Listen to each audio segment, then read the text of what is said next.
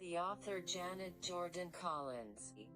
About this poem, I always like to give my readers some background information that provides insight into why I wrote a particular poem or song. I suppose in some ways it helps me just as much as my readers, because with time our memories can become foggy and fade.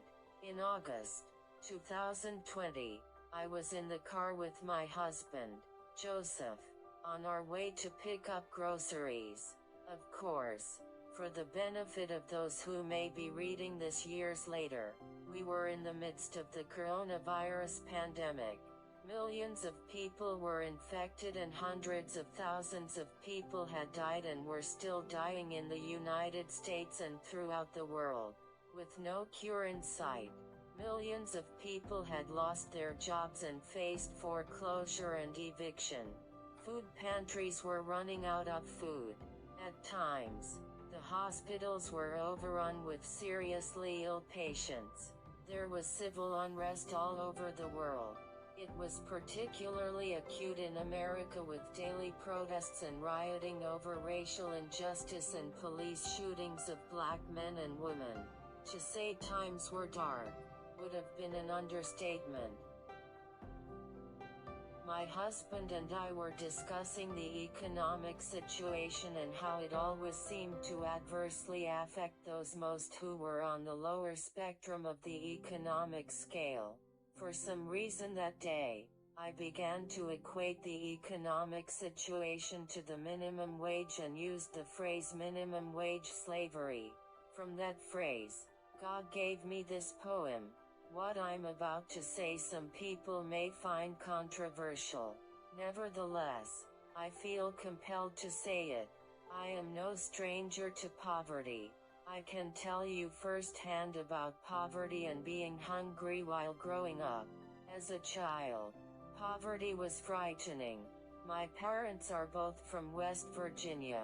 At one time, in the state of West Virginia, black people were only allowed to get an 8th grade education. My father's family moved to Ohio, so he went as far as the 11th grade before having to drop out of school and go to work. Times were hard for black families then.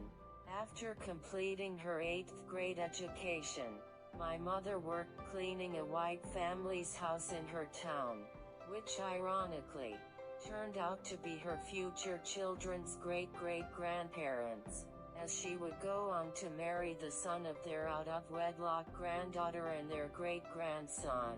It's a complicated story that I won't elaborate on right now. Anyway, as I was talking to my husband, it seemed like the Lord gave me a revelation about the minimum wage as it relates to the black race in America. Slavery was outlawed. However, there were a lot of people who got very rich off of all that free labor. Once the slaves were freed, who would do all of that work? The work certainly didn't go away. It was still there. So what do? You pay the freed slaves slave wages. Barely enough money to survive, let alone get ahead. That way you set up a generational cycle of poverty. Deprive black people of education and a decent wage. Guess what? You never have to worry about them taking your jobs because they lack the education. Pay them a poverty wage and you never have to worry about them moving to your neighborhood or showing up at your children's school. Why? Because they can't afford it. So you don't need slavery. You have succeeded on two fronts with a poverty wage: keeping black people in their so-called place and getting all your work done for practically free. In recent years this scheme has eroded somewhat because black people in America have excelled despite every effort manufactured by society to hold them down. But, make no mistake about it, minimum wage slavery is still alive and well, and continues to have many victims. Those would be black, yellow, brown and poor whites. In a country as rich as America, this is a travesty. Our leaders need to change this immediately. No person should work hard every day and at the end of the week be broke. I have told my husband for years that hard work does not make you rich. If that were true, his mother would have been rich. My parents would have been rich. But they weren't. Not because they didn't work. The Lord knows they worked their fingers to the bone, cleaning people's houses, working in restaurants and doing manual labor. They worked hard. But guess what? They were still broke. My heart is heavy as I ponder these things, because I understand, firsthand, the trauma and insecurity that poverty causes children and parents. A child can literally be scarred for a lifetime. And the guilt and heartache a parent feels when they cannot adequately provide for their children can be debilitating. If you are one of the millions of Americans reading this who has a good paying job and all your needs are met, please have compassion on those who are caught up in an endless cycle of low-paying jobs that never quite meet their needs, even though they are working just as hard or harder than you. Pay it forward and support increasing the minimum wage. It's the God thing to do. Janet and Joseph Collins. A shout out and much thanks to my husband of 45 years who, without ceasing, always encourages me to write and sing, and praise and thanksgiving to God who is the author and finisher of everything I do. African American Monument erected July 27, 2002, depicts a family embracing after the emancipation. There are chains representing slavery at their feet. It sits atop a stone foundation inscribed with an inscription by the poet, Maya Angelou. Photo by Janet Jordan Collins, 2014. Why you keepin' me on my knees? Why do you love thinking that God created white to be superior, and black, brown and yellow to be inferior?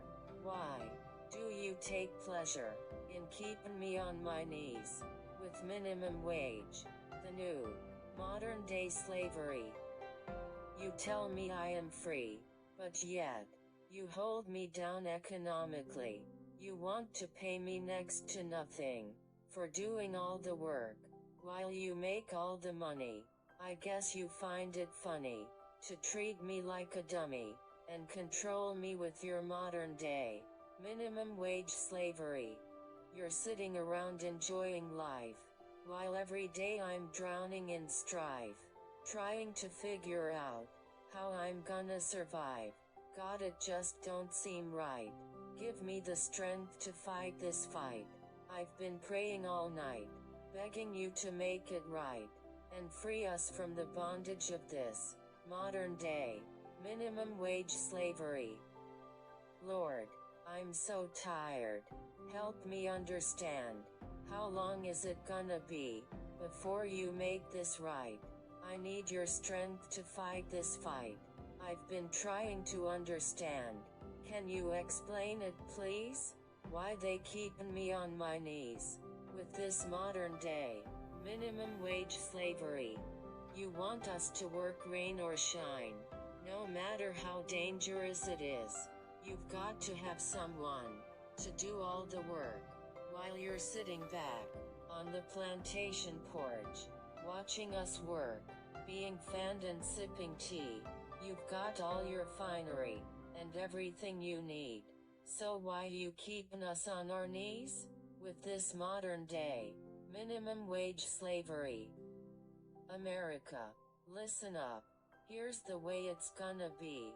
The Lord God Almighty has heard our plea, and let me tell you why. God has shifted the paradigm. It's now our time. He's raised up a whole new generation that don't know nothing about slavery. They see themselves as equal and free. They are not about to let you keep them on their knees. God has put them on the earth for such a time as this. They are focused and determined. that you ain't gonna keep them on their knees.